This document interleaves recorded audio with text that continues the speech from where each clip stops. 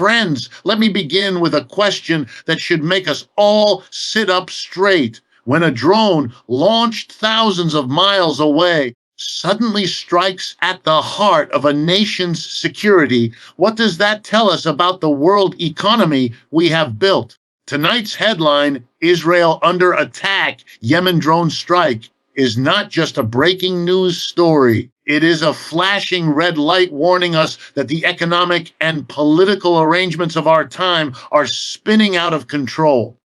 Let us be clear. Whether this particular incident proves larger or smaller in scope, it is a symptom of something far deeper than a single act of violence. It exposes how global capitalism, after decades of uneven development and war-driven spending, creates conditions where drones, technology born in the laboratories of the richest nations, become weapons in the hands of the most desperate. Consider the Middle East. Decades of resource extraction, foreign interventions, and deep economic inequality have left millions with few paths to dignity. Yemen's own economy has been devastated by years of war and blockade. Such conditions breed resentment, and resentment finds technology, especially when the global arms trade profits handsomely from instability. Israel, for its part, is enmeshed in this global economy as both a high-tech innovator and a heavily militarized state. That combination makes it both a regional power and a target, and the United States, ever present in the region, has long played the double role of ally and arms supplier, while its own working class pays for these foreign adventures with tax dollars diverted from schools, healthcare, and infrastructure. This is not an accident. It is what happens when capitalism prioritizes profits from war industries over human needs. The companies that manufacture drones, surveillance systems, and missile defense technologies are some of the most profitable in the world. Conflict is not a failure of their business model. It is the business model. Friends, before we even begin to examine the details of this incident, let me pose a challenge to your imagination. Picture a small, pilotless machine no larger than a child's bicycle, traveling hundreds of miles across contested skies. It is guided not by a human pilot's instinct, but by satellite signals and algorithms, a weapon whose cost is a fraction of a fighter jet, yet whose potential to disrupt an entire region is immeasurable. When that drone finds its target and explodes, it is not merely a technical event, it is the sound of an economic system speaking through violence. That is the first truth we must confront. This moment forces us to look squarely at the kind of global economy we have built over the past half-century. We live in an era when technology, capital, and weapons design flow across borders more freely than food or medicine. Think of it, a world where the resources to eradicate hunger exist, yet the most sophisticated innovations are poured into making ever cheaper, ever stealthier devices for war. That is not a quirk of policy. It is the logic of capitalism operating on a global scale. Profits chase the highest return, and the defense industry, fueled by states that fear one another and by investors who crave steady government contracts, offers exactly that. You cannot separate this drone from that logic. The research labs that develop the guidance systems, the manufacturers that refine the explosives, the financiers that underwrote the entire supply chain, none of them acted out of a desire to create a more peaceful world. Their purpose was return on investment, and our economies reward that purpose. We are told that competition drives innovation, but look closely and you will see that war, not peaceful cooperation, is one of the most powerful engines of technological advancement. From the internet to satellite navigation, so many of the tools we use daily were first built for military advantage. The drone that strikes without warning is simply the latest chapter in that long, profitable history. And here is the hook that should make you uneasy. Once a technology is profitable and portable, it will not remain in the hands of the few who first created it. Global supply chains ensure that components are traded, resold, reverse engineered, and repurposed. A drone does not need to carry the logo of the corporation that invented it to carry its impact.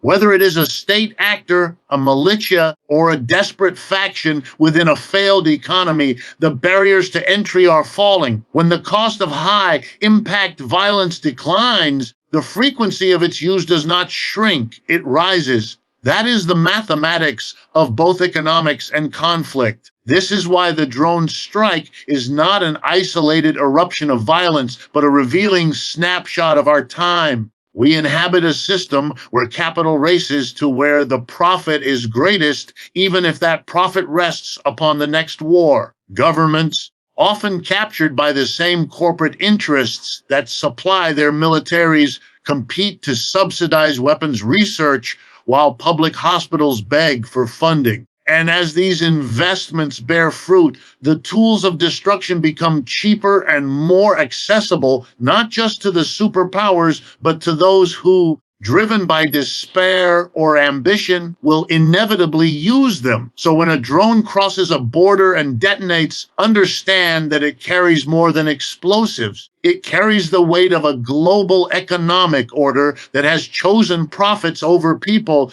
technological acceleration over human security. It is the audible proof that our economic arrangements have become engines of instability. The question that should echo in our minds is not only who launched it, but why our economies keep building the next drone before we have even reckoned with the last. Now, before anyone rushes to reduce this conflict to a single drone or a single night's violence, let us step back and confront the larger forces that give rise to such eruptions. What we are witnessing is not an isolated act of aggression. It is the inevitable outgrowth of decades of economic and political decisions that have ground entire societies into desperation. Let me ask you, what happens when a nation's economy is systematically stripped of stability, when generations grow up knowing war more intimately than work, and when the world's richest powers treat those circumstances as opportunities for profit? The answer is not merely political turmoil. It is a tinderbox waiting for the smallest spark.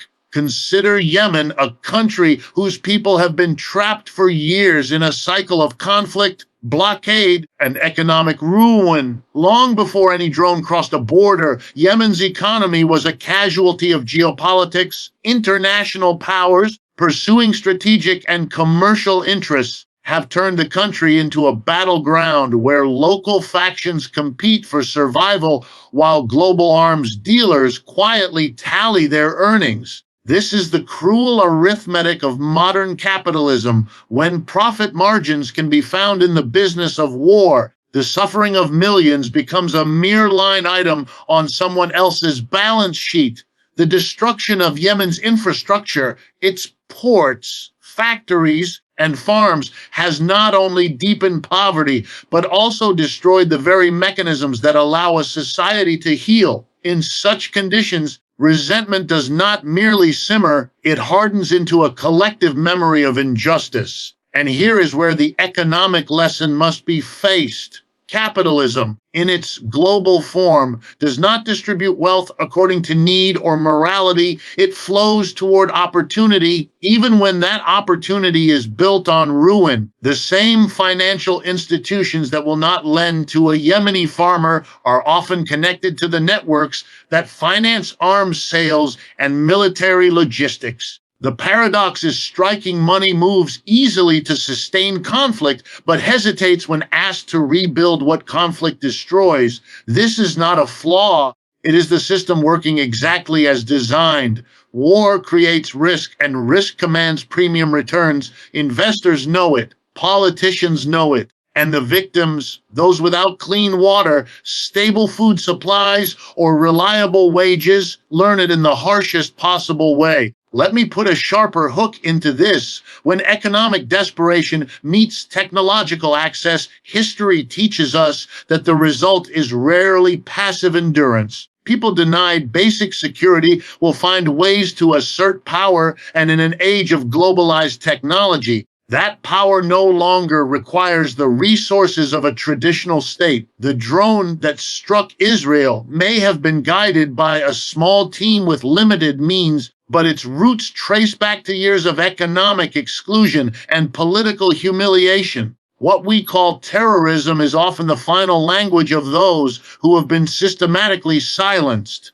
This does not justify the act. It explains the soil in which the act grows, nor is this dynamic unique to Yemen. Across the Middle East and far beyond, similar patterns emerge wherever economies are destabilized by external exploitation or internal corruption. The cycle is brutally consistent. Outside powers extract resources or secure strategic footholds. Local elites, often dependent on that outside support, fail to build inclusive economies. Inequality deepens, frustration rises, violence erupts, and each eruption is met with more militarization, more arms sales, more profit for those who thrive on insecurity. It is a self-perpetuating machine that converts human suffering into financial gain. So when we hear that a drone has crossed borders and struck its target, we should hear more than the roar of an explosion. We should hear the long, quiet accumulation of grievances that our global economy has chosen to ignore. We should recognize the uncomfortable truth that the same system producing extraordinary wealth for a tiny minority also manufactures the desperation that makes such attacks thinkable. Until we face the economic architecture that rewards conflict, we will continue to be shocked by the sparks without ever addressing the fire that burns beneath. Pause with me for a moment and ask yourself a question that too rarely pierces the noise of breaking news. How does a nation that prides itself on technological brilliance and economic sophistication become, again and again, the focal point of regional hostility? Israel stands at a crossroads where innovation and insecurity intertwine, and that is no coincidence. The same forces that have turned it into a hub of high-tech entrepreneurship have also made it a magnet for geopolitical tensions. The paradox should catch your attention like a sudden siren.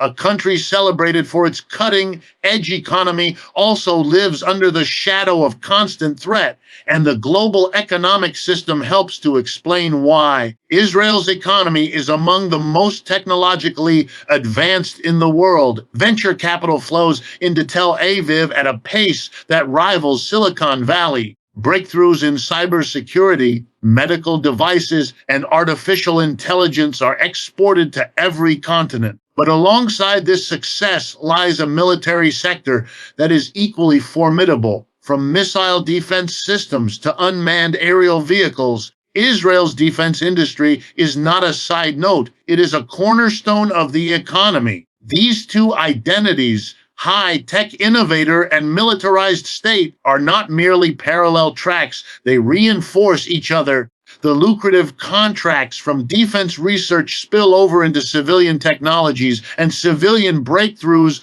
often circle back to military use. This constant cross-pollination of innovation creates a feedback loop where economic growth and militarization become inseparable. And here is the hook that demands your attention. When a nation's prosperity is tied so tightly to its security apparatus, every regional conflict, every drone that crosses its skies becomes more than a military challenge. It becomes an economic event. Global investors watch not only for signs of technological opportunity, but also for the next spike in defense spending.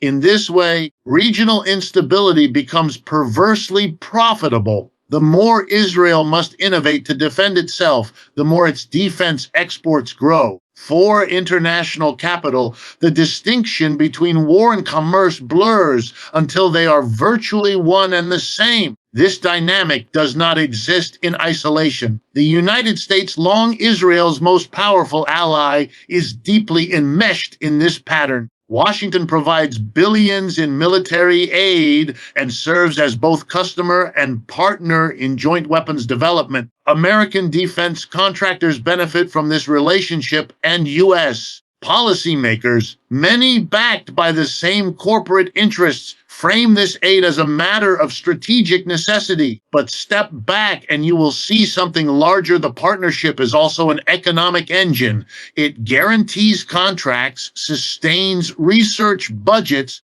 and keeps investors confident that their money is parked in industries protected by the political consensus of two powerful nations.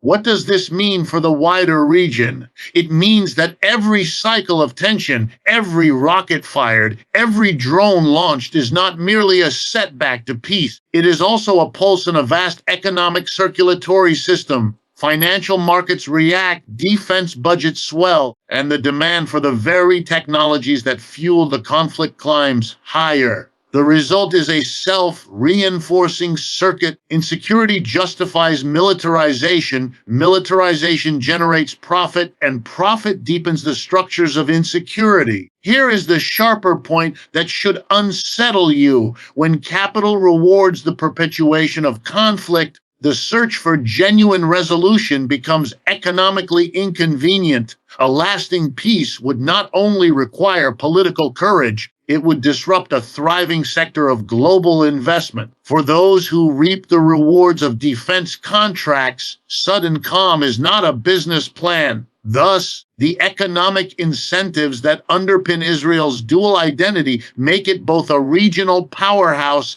and a perpetual target. The very strengths that attract investors, technological prowess and military capability, also paint a bull's eye visible from every corner of a volatile region. So when we see a drone streak across the sky toward Israeli territory, we are not only witnessing a flash of violence, we are glimpsing the deeper mechanics of a global economy that turns fear into opportunity. It is this intertwining of profit and peril that keeps the headlines coming and ensures that each new attack is not only a military incident, but also a moment of economic consequence. That is the hidden circuitry beneath the spectacle, and it will continue to hum long after the smoke of the latest strike has cleared.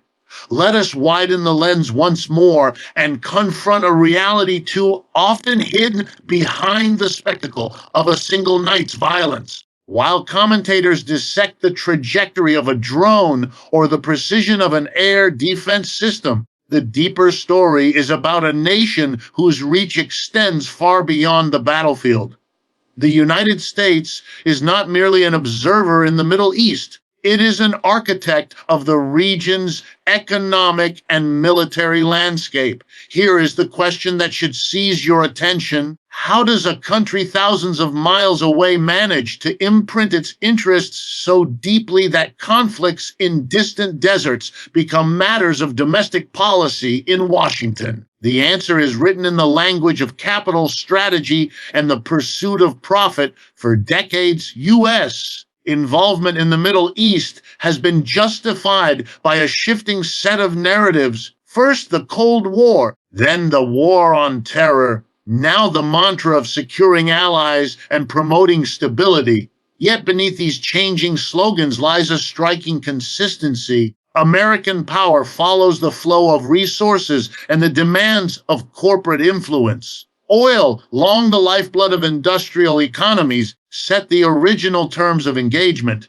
To protect access to energy markets, the United States built a web of alliances and military bases that persists even as the global economy has begun to diversify its energy sources. These installations are not simply defensive outposts, they are the physical infrastructure of an economic strategy that ensures American capital maintains a privileged position in the global marketplace. Consider the role of the U.S. defense industry in this arrangement. Every escalation of tension, every drone strike, every rocket exchange feeds a supply chain that stretches from congressional districts to multinational boardrooms. Weapons contracts worth billions are signed not only to arm allies, but to sustain jobs in domestic manufacturing hubs and to deliver steady returns to investors. The Pentagon's budget is a magnet for private profit, and the Middle East has been one of its most reliable justifications. In this way, foreign policy and domestic economics intertwine until it is nearly impossible to tell where one ends and the other begins. War becomes both a strategy and a market. And here is the hook that should jolt you. When conflict becomes a revenue stream, peace threatens someone's bottom line. The United States, while officially calling for stability, operates within an economic structure where ongoing tension helps secure military appropriations and guarantees steady work for an entire sector of its economy. Lobbyists representing defense contractors cultivate relationships on Capitol Hill, ensuring that congressional votes align with the continued flow of arms and the maintenance of overseas commitments. The public is told these measures are about security, but the financial incentives tell a more complicated story. A drone strike that rattles markets or raises regional tensions is not only a geopolitical event, it is a signal that the machinery of military spending will keep turning. This pattern extends beyond arms sales, reconstruction contracts, energy investments, and surveillance technologies all form part of a larger economic ecosystem that profits from instability. After each crisis, American corporations are poised to provide solutions that come with lucrative government guarantees and long-term strategic advantages. Whether it is rebuilding damaged infrastructure, supplying advanced weaponry, or offering intelligence services, the cycle is the same. Conflict creates need, and need creates profit. The United States' unique position as both the world's largest economy and the primary military power ensures that it is both participant and beneficiary. To understand the present moment without acknowledging this intertwining of capital and conflict is to miss the heart of the matter. The United States does not simply react to events in the Middle East. It shapes them in ways that reinforce its economic and political priorities. The drone strike on Israel may seem like a distant regional flashpoint, but it reverberates through boardrooms and budget hearings in Washington. Investors read it as confirmation that defense spending will remain robust. Lawmakers interpret it as a reason to renew or expand military aid. The very instability that terrifies civilians on the ground operates as reassurance for those whose portfolios depend on the permanence of American power. This is the quiet, relentless logic of an empire that has learned to turn geopolitical tension into economic opportunity, and it continues to drive policy long after the smoke has cleared from the latest attack.